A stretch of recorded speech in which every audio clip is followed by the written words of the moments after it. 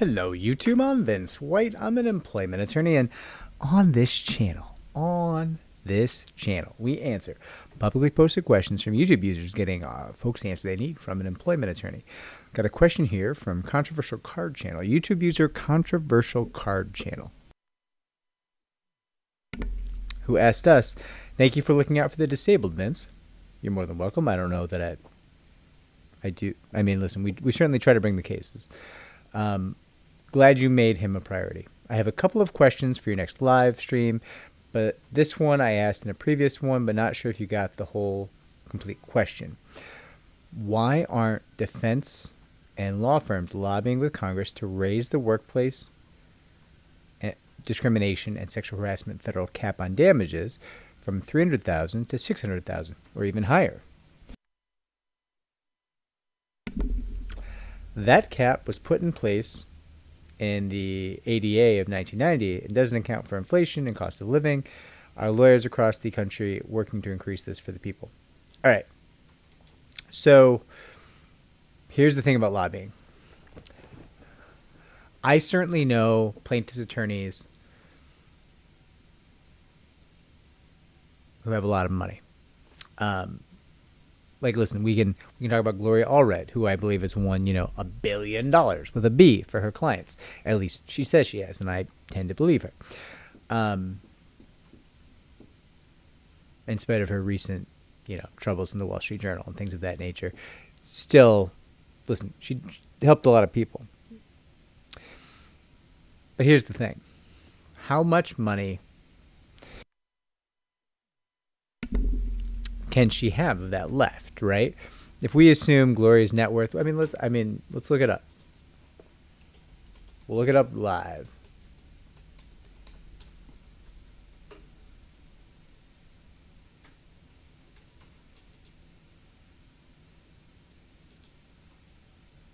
All right.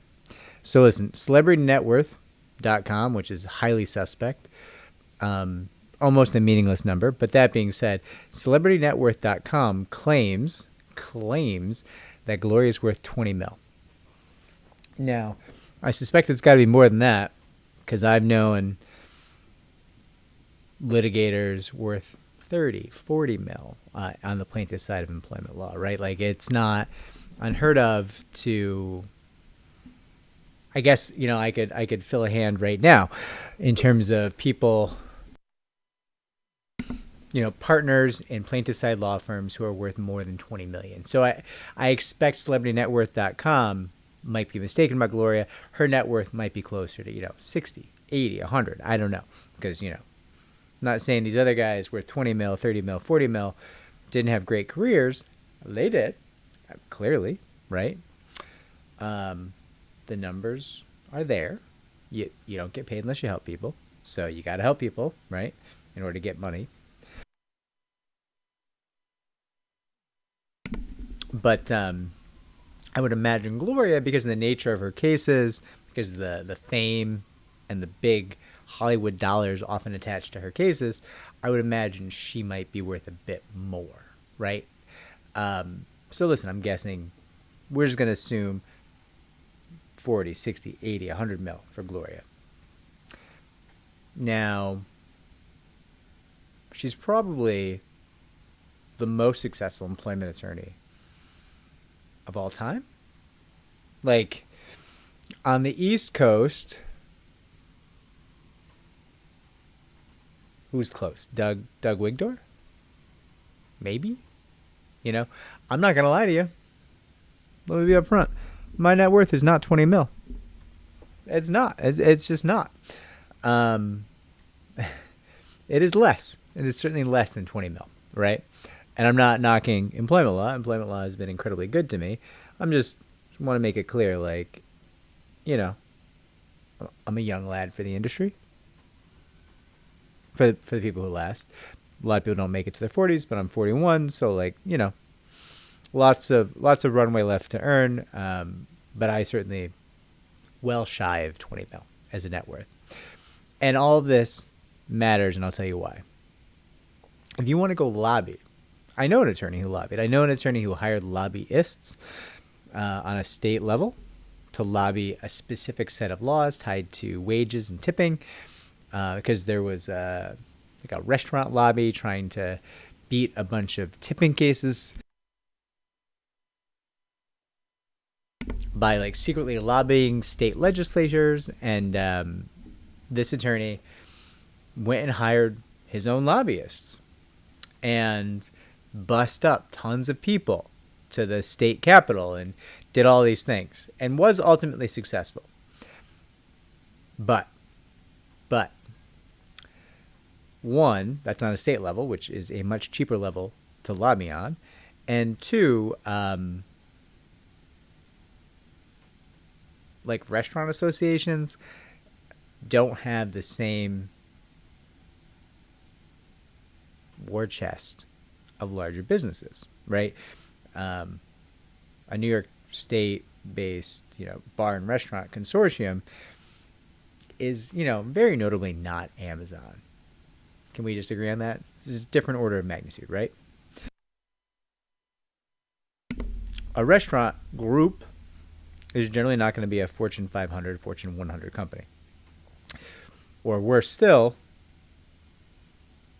some kind of consortium of Fortune 500, of Fortune 100 companies, right? So here's my point. Yes, attorneys can lobby. If you have money, you can pay lobbyists. This happens. If I was to go take my entire net worth and spend every last penny of it on lobbying to raise the damages cap under the federal laws for whether you're using Title VII, the ADA, whatever it is, right?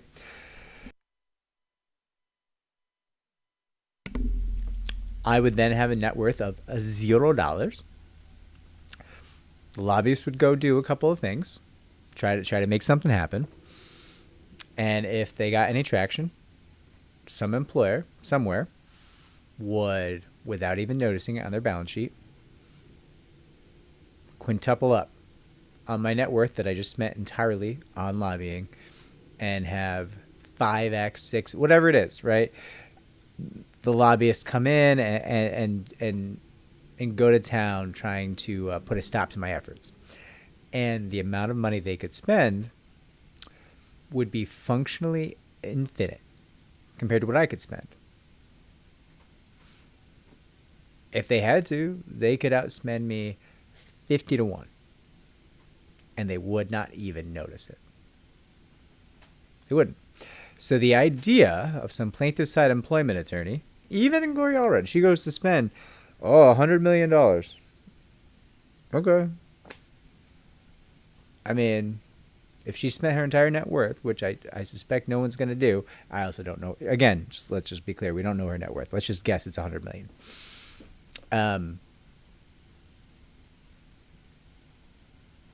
So she spends her entire life savings, every penny she can lay her hands on, she spends that on lobbying. Success is not guaranteed, even if she's left unopposed. But two, it is child's play for a large corporation to look at that effort and say, all right, drop $500 million on the lobbyists. We got to make sure these caps don't go up, if they even care. Just the reality. Just the reality. That's the economics of the situation. So, long story short, controversial card channel, it's not that I think you're wrong. These caps should go up. What I really think the issue is that they're not going to go up via lobbying. It's just not a chance. At least not attorney lobbying. So you're going to have to vote better. I'm putting it back on you, right? A lot of people run around voting for these two corporate captured parties, the RNC and the DNC.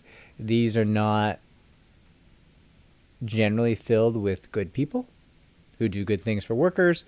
Both of those parties seem obsessed with starting foreign wars of aggression and not rolling out protections for workers. And like instantly in the comments, people are going to be like, no, my party is better and they fight for workers. Bullshit. They may have in the past passed some laws, but if you look at the parties today and what they're doing, I think we can comfortably say that neither of the two main parties in the U.S. are very worker friendly. They have a lot of other considerations at the top of their list of things to get to, and most of those seem to be driven by corporate capture, by corporate lobbying efforts. And yeah, you can see that by the heavy involvement of billionaires in the election, right? Now, I'm not interested in bipartisan or partisan politics here. I don't care. Listen, there's a progressive party, there's a libertarian party, there's some other parties that generally might do better for workers, or at least would be more sincere. You're going to have to start doing the reading. Like somebody saying they do things for workers. Do they really? What have you done for me lately? Like a great example would be like the Biden administration. The Biden administration put some good people in the NLRB, the FTC, right? They made some big moves and some big things like attacking NDAs and attacking non-competes started to happen. And when things got a little too proactive, a little too rapidly beneficial for workers, the Biden administration, who was elected essentially by organized labor, never supported those people they put in place. They never said, yeah, we should get rid of the NDAs. Those things are no good. They never addressed non-competes, right? They really failed to come out and support the people they appointed to these roles who were doing big things. And that's really meaningful to watch, right? You have to pay attention to, okay, they want to appear to do good things. They want to pander to the base, the working base, right? This is certainly true of the Trump administration as well, right? They're blue collar workers. It's how they get, that's their base.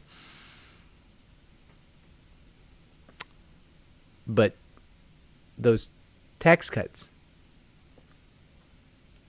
that Trump's so famous for, those were mostly for wealthy people, right? So, listen, it matters. How you vote matters. And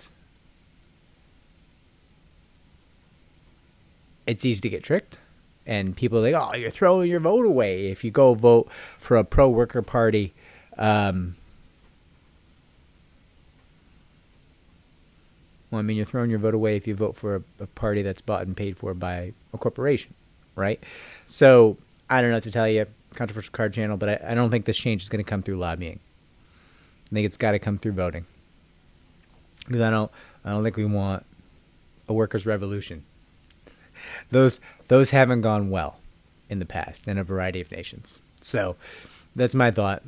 Anyways, I went way too long here. Like, subscribe, comment down below, share the channel so it can grow. Take care.